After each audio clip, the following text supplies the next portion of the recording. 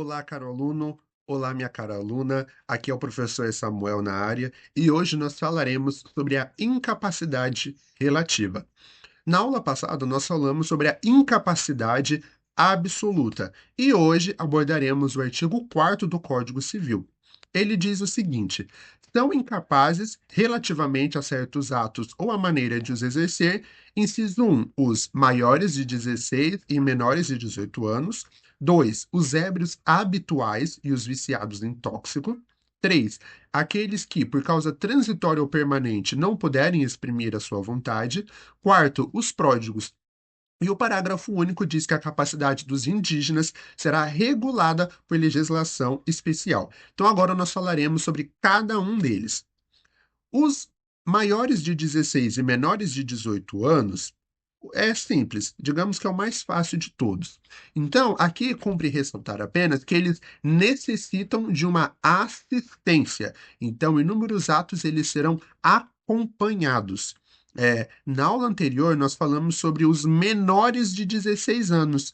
Então, num determinado negócio jurídico, por exemplo, é, aquela pessoa, aquele indivíduo, seria representado por o seu legal, pelo seu representante legal. Então, por exemplo, na assinatura daquele determinado negócio, tão somente aquele que o representa. Já aqui, como apenas uma assistência, podem, em inúmeras das ocasiões, como nós vemos no dia a dia, os dois assinarem. Tanto o maior de 16 e o menor de 18, quanto aquele que está prestando assistência. Lá naquela circunstância, nós estudamos também que o ato praticado sem o representante seria nulo. Porém, aqui a gente já está falando sobre anulabilidade. Ou seja, esse ato pode ser convertido em um ato válido.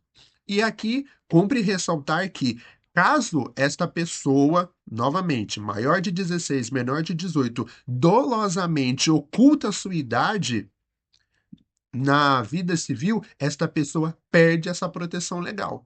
Então, por exemplo, o artigo 928 já acaba prevendo essa possibilidade. Num determinado negócio que gera prejuízo, o incapaz responde pelos prejuízos que causar. Digamos que, na circunstância, ele agiu dolosamente, ocultando a sua idade, e o seu responsável não consegue dispor de meios suficientes para satisfazer a obrigação por ele assumida. Então, no caso, deverá o maior de 16 e o menor de 18 cumprir com essa obrigação. Evoluindo, nós temos os ébrios habituais e os viciados em tóxico. O próprio nome já diz, ébrios habituais são alcoólatras ou dipsônamos, pessoas que já estão ali compulsivas em fazer o uso do álcool. São pessoas 100% dependentes. Não é um consumo temporário que, digamos que eu fui ali ingerir determinada. Não, a gente está falando sobre ébrios habituais. Possui transtorno ali relacionado à dependência do álcool. Os toxicômanos, da mesma forma, são os viciados no uso e dependentes de substâncias entorpecentes. Ressalte-se que os viciados em tóxico pode acontecer deles perderem a capacidade de entendimento. Então, dependendo do grau de intoxicação, pode o seu representante, o seu assistente, ajuizar, entrar com uma ação de curatela e o juiz, analisando o caso, poderá considerar esse toxicômano como um deficiente, uma pessoa com deficiência. Agora falando sobre os que não puderem exprimir a sua vontade. Primeiro de tudo, eu quero que vocês tenham em mente que aqui nós estamos falando de pessoas capazes. Como assim, Samuel? Hoje não entendi. Se a gente está estudando os relativamente incapazes, ora, são pessoas que, em tese, seriam capazes. Portanto, maior de 18 anos, teriam todos aqueles requisitos. Porém, existe uma causa permanente ou transitória que impeça essa pessoa de exprimir a sua vontade. Tá, Samuel, o que seria uma causa permanente? Por exemplo, uma doença mental. um determinado transtorno que faz com que a pessoa não exprima a sua vontade. A causa transitória diz respeito àquela pessoa que conseguia exprimir a sua vontade, temporariamente ou de uma forma transitória, está com uma causa que o impeça, mas que posteriormente poderá voltar a exprimi-la. Por exemplo, uma pessoa que detém paralisia, hipnose, e aí, novamente, o ato praticado por esta pessoa será anulável e não nulo. O pródigo, você que é evangélico, cristão e tudo mais, na Bíblia diz a parábola do filho pródigo. O que é a parábola do filho pródigo? É um filho que pediu a sua herança, saiu no mundo, gastou, percebeu que ele foi ali negligente, não conseguiu administrar direito os seus bens, passou a comer bolotas dos porcos e no determinado dia ele viu, opa, na casa de meu pai existem inúmeros funcionários que vivem numa condição melhor do que eu, então retornarei à casa de meu pai. O filho pródigo a casa torna. No caso, o que que eu quero que vocês peguem deste pequeno trecho? Olha só, deste pequeno trecho. Pródigo é o indivíduo que dissipa, que gasta o seu patrimônio de forma desvairada, desgovernada, sem medir consequências.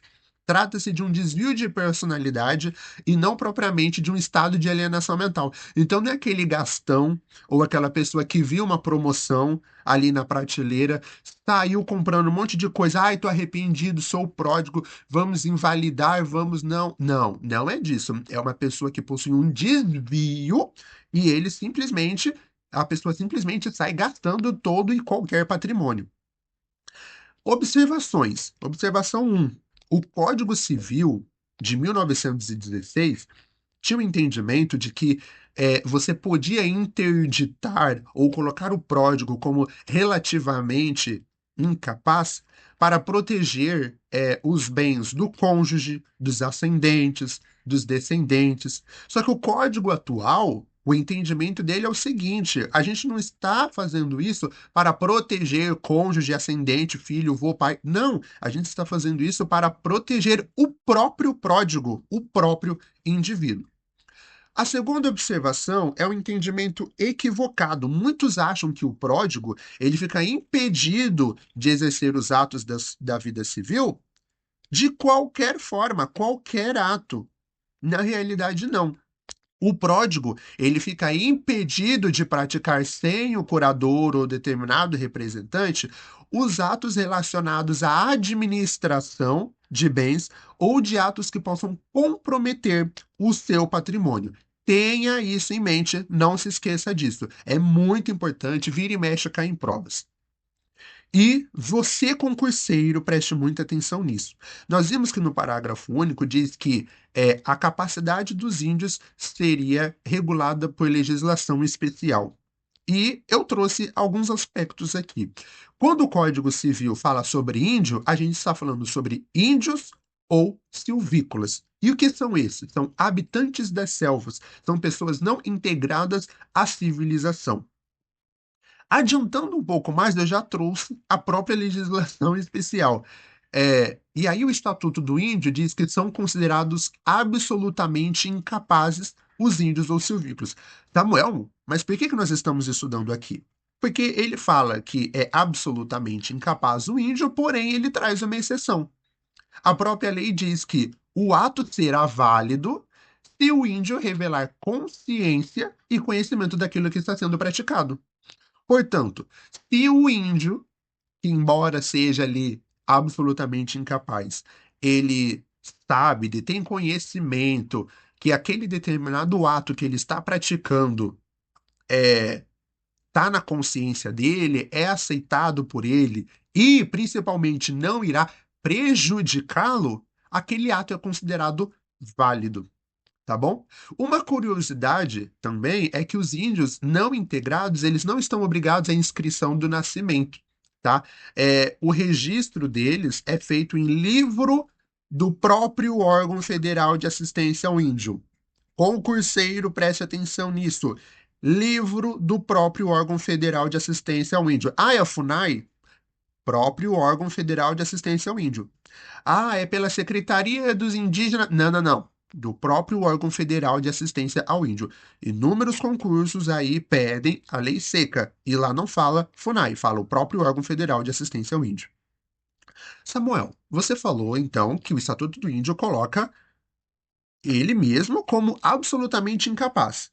Só que aí, se ele tiver ciência, consciência, conhecimento, não foi prejudicá-lo, ele pode celebrar o determinado negócio jurídico, mas aí ele seria considerado relativamente incapaz, correto? Ele pode se tornar capaz, plenamente capaz? Sim. Ele tem que preencher alguns requisitos. Primeiro deles, maior de 21 anos. Ah, eu tenho 20 anos e 11 meses. Não tá valendo. 21 anos, acima de 21 anos. Completou 21 anos, beleza, aí nós podemos conversar. Segundo, conhecimento da língua portuguesa. Então, por exemplo, na minha cidade, existem pessoas que saem lá da aldeia indígena, vêm para cá e eles sabem o mínimo. Mas assim, o mínimo mesmo de comprar arroz, feijão e etc. Se você chegar e tentar se comunicar, eles não vão compreender muita coisa, porque eles não detêm um conhecimento razoável da língua portuguesa. Além disso, ele deve ter uma habilitação para o exercício de atividade útil à comunidade nacional. Por exemplo, ele sai lá das selvas, sai lá da sua região e passa a querer conviver em sociedade. Então, ele deve demonstrar ali que ele possui um exercício, ele possui a capacidade de exercer uma atividade útil a ser inserido na sociedade. Deve possuir uma razoável compreensão dos usos e costumes também da sociedade. E aí, por fim, ele deve ser liberado e considerado capaz por um ato judicial. Ou, ainda que exista um ato da FUNAI falando que ele pode ser considerado capaz, esse ato da FUNAI precisa ser homologado por um órgão judicial. E aí, atenção, novamente, estudantes, um ato judicial ou o ato da FUNAI homologado por órgão judicial. Terminamos aqui. Na próxima aula, nós falaremos sobre a cessação da incapacidade. Curta, compartilhe este vídeo e deixe nos comentários aquilo que você está achando das nossas aulas. Muito obrigado e até a próxima.